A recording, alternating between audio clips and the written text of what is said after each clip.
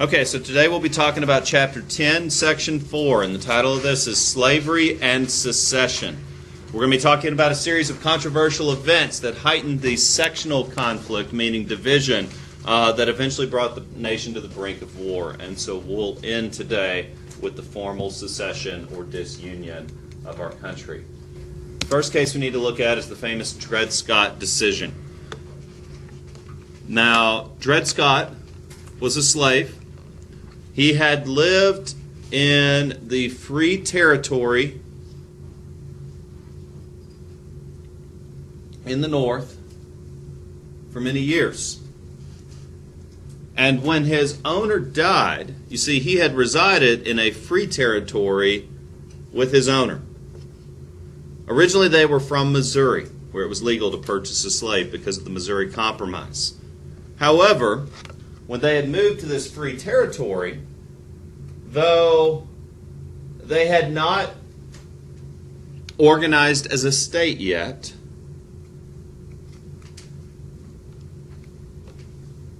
there was a bit of confusion. Because should slavery be allowed in these territories? Is it illegal?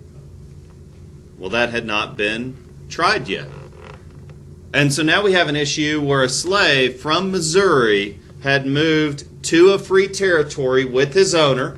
His owner died while he was in that free territory. And Dred Scott used that case to sue for freedom. And because it is a constitutional issue, it went to the United States Supreme Court. Chief Justice of the Supreme Court, Roger Taney, handed down the majority decision in this case. And this case was extremely important to understand because the U.S. Supreme Court, prior to the American Civil War, ruled, and I quote, "Slaves do not have the rights of citizens." And since the claim for freedom was made in a slave state, you see, after the owner died, they had moved back to Missouri. Dred Scott had no ground to stand on. The Dred Scott decision set the precedent that Congress could not forbid slavery in the territories. And so that's the essence of the Dred Scott case. In fact, the Supreme Court decided that Dred Scott would have to be sold back into slavery since he was property and not a person in the eyes of the law, and the proceeds from that sale would be divided up with the rest of the man's estate. Can you imagine, in the U.S. Supreme Court, the court decided that Dred Scott was not a human, that he was not a person, and that was the law of the land when this case was handed down in 1857. I just want you to think about that because in a moment we're going to be talking about John Brown and what he did. And we're going to be thinking about, finally, was he a terrorist or not? But that was the culture and climate of our country when John Brown did what he did.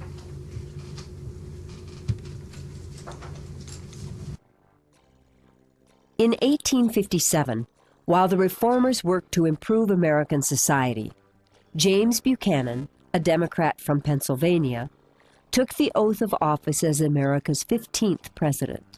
Only 2 days after President Buchanan was inaugurated, Supreme Court Chief Justice Roger Taney issued a series of rulings called the Dred Scott decision that would come to have a tremendous impact on the future of the United States.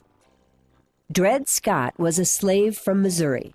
He had filed a lawsuit asking the court to grant him his freedom on the grounds that many years earlier his owner had taken him to live for an extended period in a territory where slavery was illegal under the Missouri Compromise. This was the 1820 law, repealed in 1854, that had permitted slavery in Missouri as long as it was outlawed in territories north of what was called the Missouri Compromise line.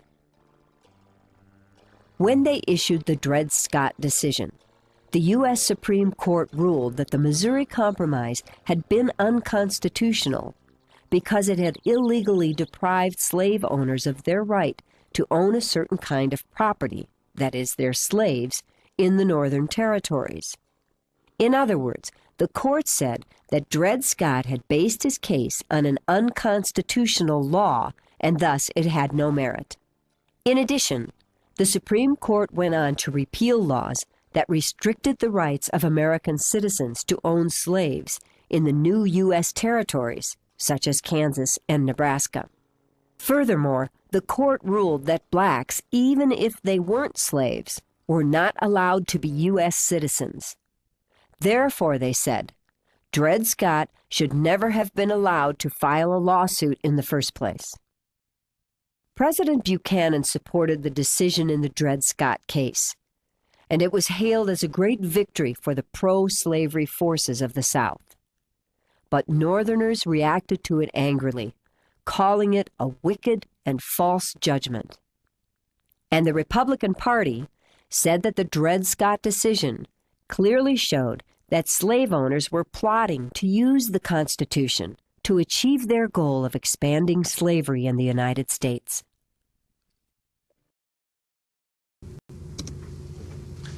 The next case we need to understand is the Lee-Compton Constitution. The last time we discussed Kansas, we talked about how two governments in Kansas had formed. One outlawing slavery, one permitting slavery.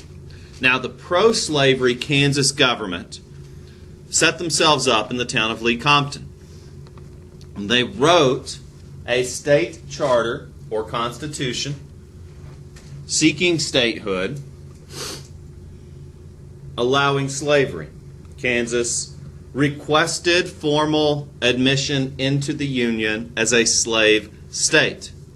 Though a general vote in the territory of Kansas rejected this constitution, meaning the voters of the state of Kansas did not want slavery permitted in their territory. Yet Lee-Compton sent the Constitution to President Buchanan anyway. And the President endorsed the Constitution, even though it went against the will of the voters in the state of Kansas. So that means President Buchanan violated the Kansas-Nebraska Act of 1854, which mandated popular sovereignty in the territories. So Buchanan here, again, as I said, is one of the worst presidents we've ever had. Perhaps the only thing he was good at was placating the South, which this is a great example of doing that. Now, meanwhile, Stephen Douglas got a second referendum together. Again, a second vote in Kansas. He said maybe the first one didn't work. Maybe that one was fraudulent. Let's vote again to make sure that Kansas does or does not want slavery. And again, the voters said, no, we don't want slavery. Clearly. Even though President Buchanan endorsed this anyway. Meanwhile, one of the most famous debates in our country's history, the famous Lincoln-Douglas debates. In 1858, Republican Abraham Lincoln was running for Stephen Douglas's Senate seat. Lincoln was rather unknown at this time in politics. And so, just like our presidential debates, a debate is an excellent opportunity for a politician to get a wide audience. And so he challenged Douglas to a series of 7 debates throughout this election cycle. And these are known as the famous Lincoln-Douglas debates. And these debates get to the heart of the issue of slavery. You see, Douglas's position was that there was no need for a civil war. Here we are, 2 years prior to the Civil War. He said, it doesn't have to happen. He's like, listen to me. 500,000 people don't have to die. All we have to do is tolerate the institution of slavery for a few more decades. He said, look, it's backward. It will become obsolete. We don't need to worry about the morality of it. It's just backward. Let's not talk about right or wrong. That was Douglas's position. Lincoln, meanwhile, Abraham Lincoln, soon to become 16th president, some revere him as the greatest president that we've ever had, said, and I quote, "Slavery is a vast moral evil." And so his position was that we would need laws to end the practice of slavery in our country. And as senator, he would work to put these laws into place. Douglas, meanwhile, believed that popular sovereignty would eventually undo slavery. He said, this is a matter we can leave to the voters, that people will eventually decide that slavery is no longer needed, that mechanization of farming will replace the need for large labor forces on plantations, which arguably it has. He said it might take decades, which it did, but, which really you could argue that didn't happen until the 20th century. So Stephen Douglas was saying, look, we can wait till the 1900s. If that's what it takes to prevent a civil war, I can put up with slavery. I don't know about you, but it doesn't affect me. That's what Stephen Douglas was saying. He's like, look, we don't have to worry about it. Let's just put it off. Lincoln, however, was like, this is evil. Slavery is evil. And that's not a matter up for debate. And that's not something that we need to vote on. It just is. In 1858, the year after the Dred Scott decision was issued, Minnesota entered the Union as a free state.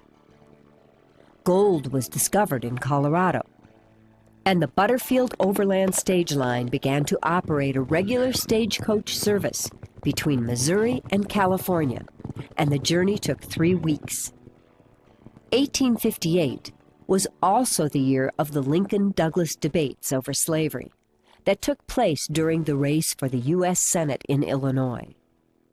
On one side was the Democratic candidate for senator, Stephen Douglas. On the opposing side was Abraham Lincoln, the Republican senatorial candidate. Lincoln was opposed to slavery on the grounds that it was a great moral evil. Lincoln tried to convince voters that Stephen Douglas was not to be trusted because he was the man behind the Kansas-Nebraska Act that had made slavery possible in territories where it had been previously illegal. Douglas believed that American citizens should be free to decide if they wanted to have slavery without having government interference. He warned that Lincoln's ideas on racial equality were dangerous and misguided. In the end, Lincoln's moral stand against slavery brought him to the attention of the entire nation, but even at that, Douglas won the race for senator. And the next year, 1859, another free state, Oregon, was admitted to the Union as America's 33rd state. Now,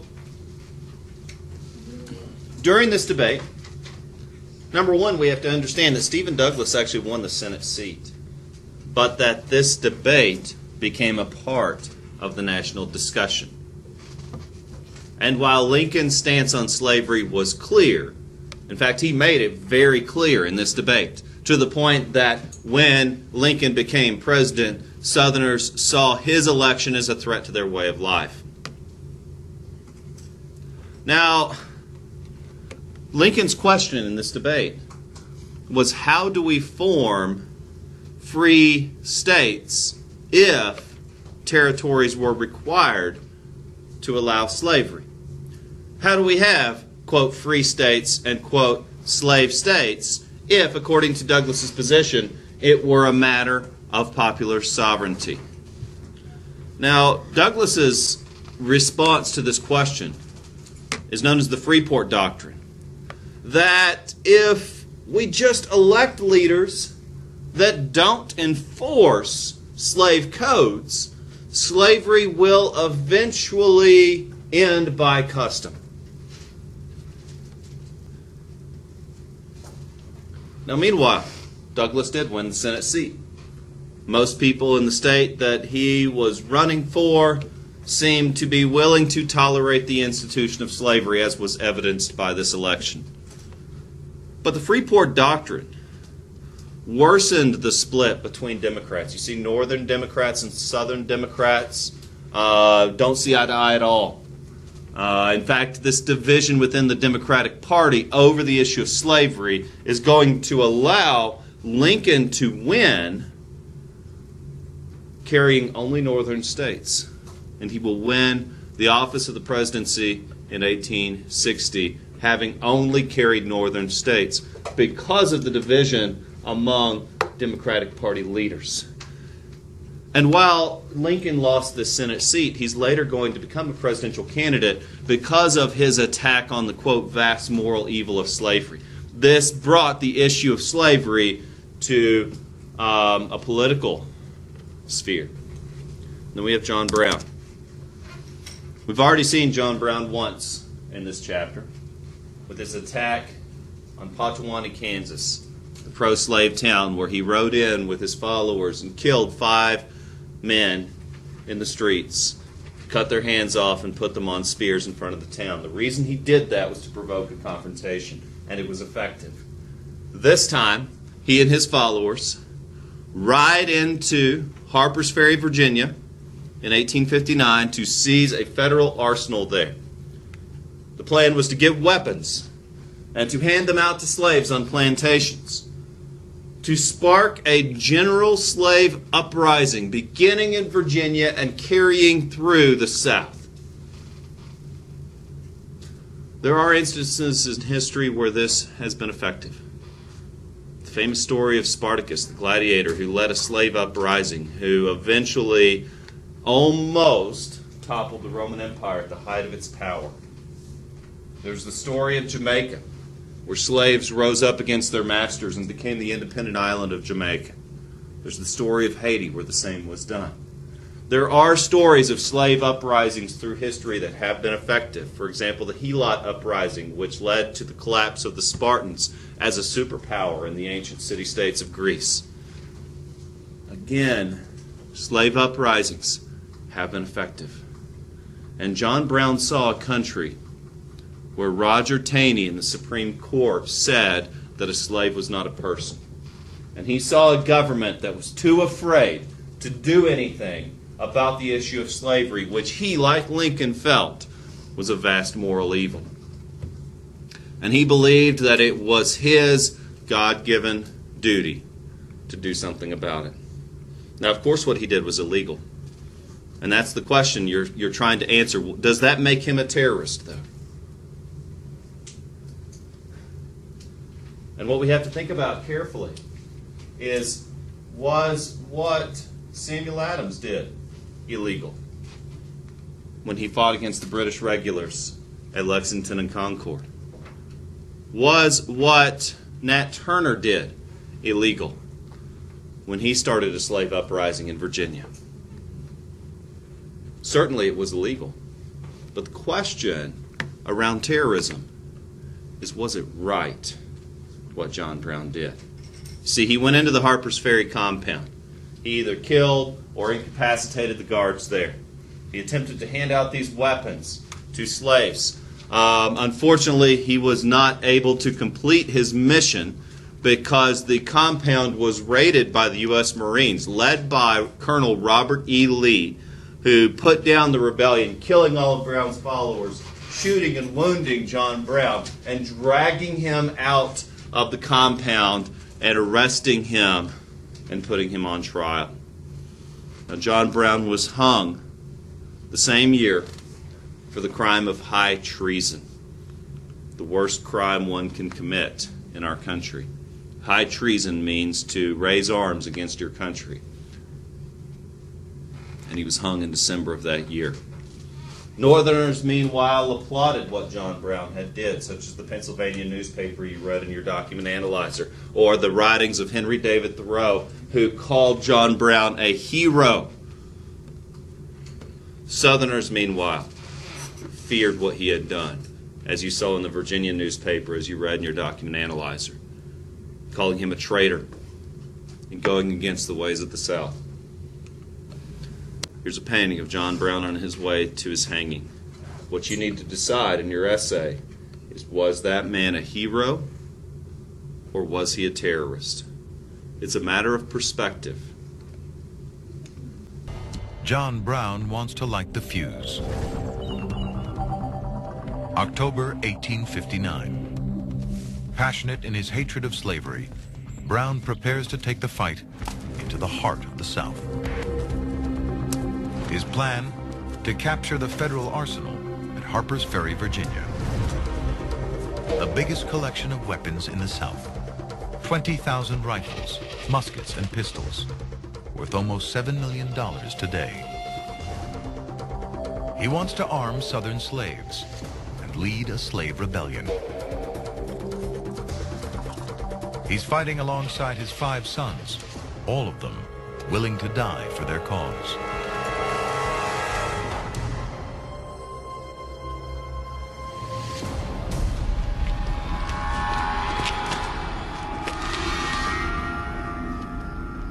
The arsenal is poorly defended. Breaking in is a pushover. But his raid is based on local slaves rising up and joining the fight. He needs a small army to carry off so many weapons. Without slave reinforcements, it's a suicide mission. Word gets out, and local townsfolk attack the arsenal. Not a single slave joins Brown and his men. They are trapped and fighting for their lives. I want to free all Negroes in the state. I have possession of the United States Armory. And if the citizens interfere with me, I must only burn the town and have blood.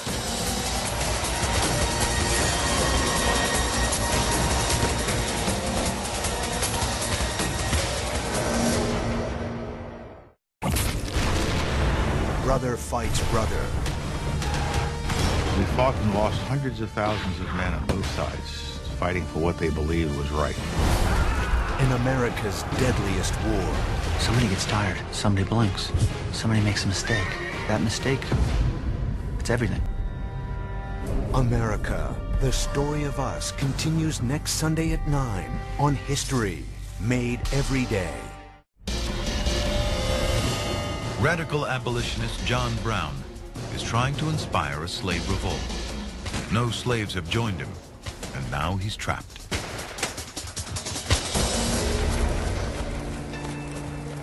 At dawn, the U.S. Marines arrive. They storm the arsenal under the command of Colonel Robert E. Lee.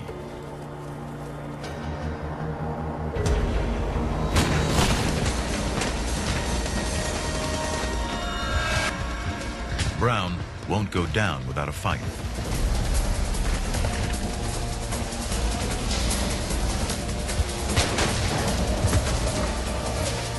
But the soldiers overwhelm them.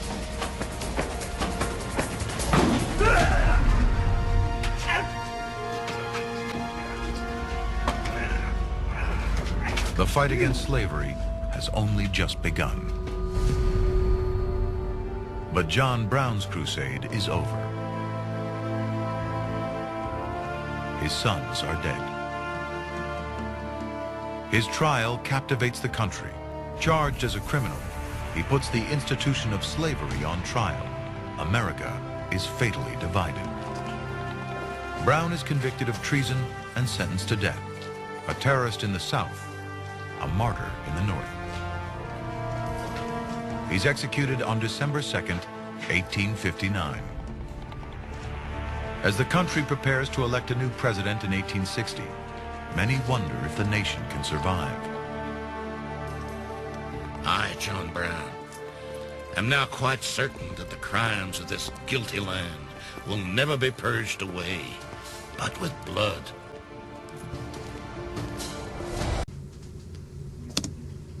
Meanwhile, the presidential convention in Chicago, at the Republican nomination for candidacy for president, was well attended, to say the least. Overflowing crowds came into Chicago at the Republican convention. In fact, Senator William Seward was expected to win the nomination. Lincoln was still a newcomer to the political sphere. He had lost the Senate seat. He had become outspoken on the issue of slavery. But in fact, he won the nomination because compared to William Seward, Lincoln was the more moderate of the two. Everyone knew how Lincoln personally felt about slavery. However, his position going into the election was that he would not seek laws immediately to end slavery. William Seward was ready to end slavery. In fact, he made that his platform. He said, if you elect me as your candidate for the Republican nomination for president in 1860, I'm going to do everything in my power to put an end to slavery. And so, think about the Republican convention that we just witnessed in 2016. The mess that was with 8 or 9 people screaming at each other throughout the debates. And then think about the ideals, the high-minded ideals that began the Republican Party over the issue of slavery. Where you have William Seward who said, I will do everything in my power. And then you have Lincoln who said, I believe this is evil, but I think it's going to take time. And so they actually elected Lincoln, who was going to be the more moderate of the two.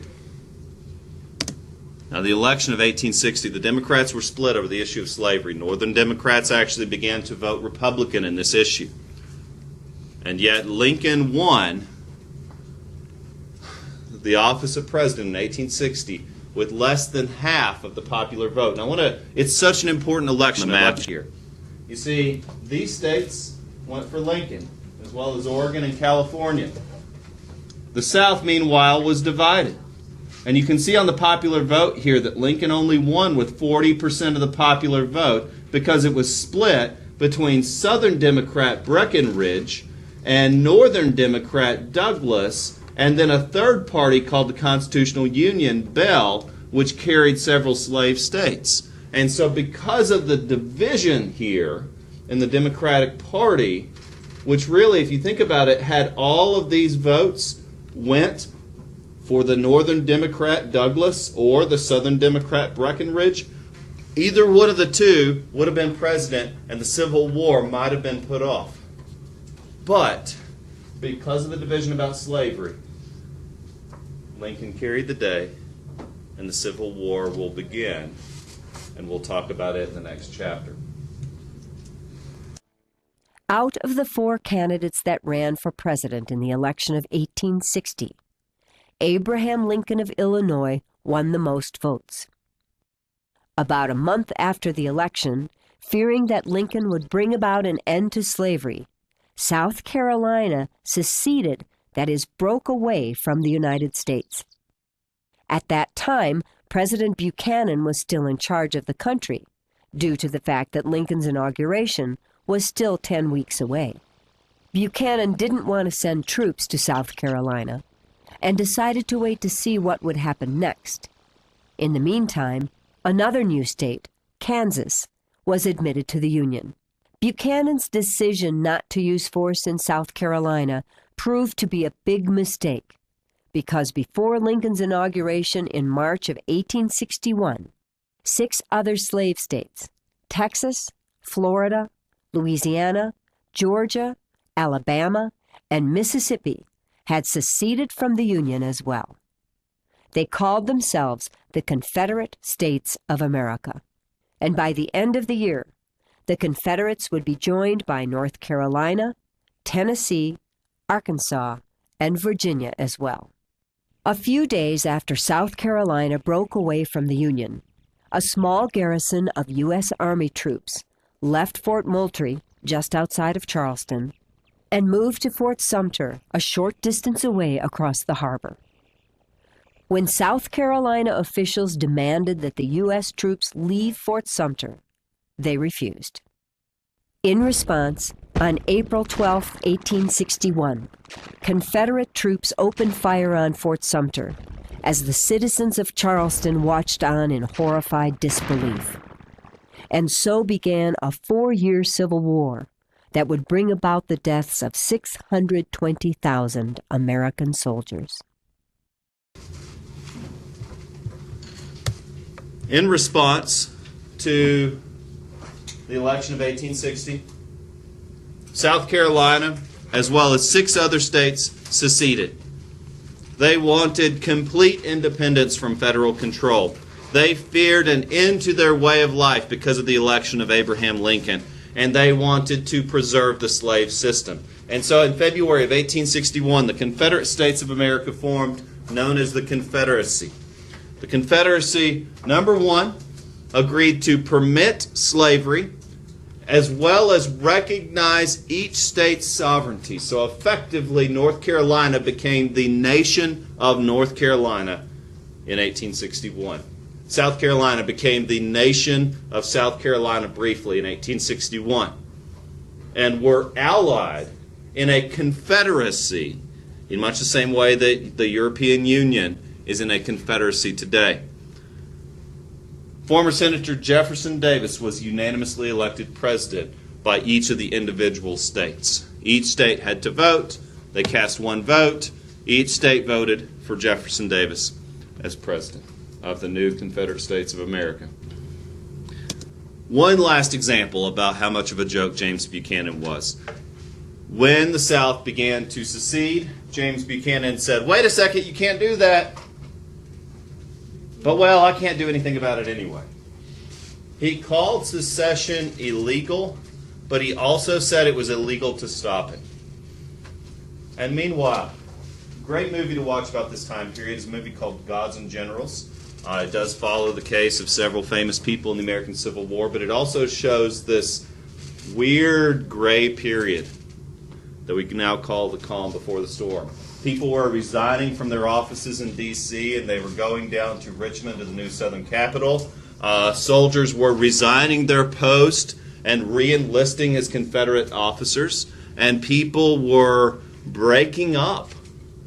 Just as our country was experiencing disunion, families were breaking up. Friends were severing their ties. People were leaving their homes.